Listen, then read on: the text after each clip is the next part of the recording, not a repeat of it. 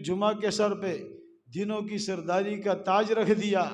फिर अल्लाह ने सहाबा पैदा किए, सहाबा भी लाख से ऊपर, लेकिन अल्लाह ने चार को चुनकर पूरी दुनिया में नुमाया कर दिया।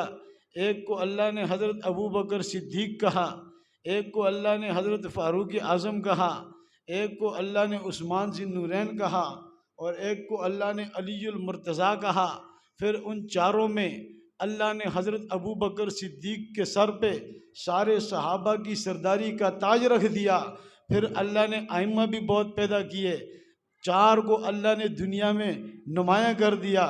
एक को अल्लाह ने इमाम आज़म अबू हनीफ़ा कहा, एक को अल्लाह ने इमाम शाफ़ी कहा, एक को अल्लाह ने इमाम मालिक कहा, एक को अल्लाह ने इमाम अहमद बिन हम्बल कहा। फिर चारों आइम्मा में भी अल्लाह ने हज़रत इमाम आज़म अबू हनीफ़ा रहमतुल्लाह अलैह के सर पे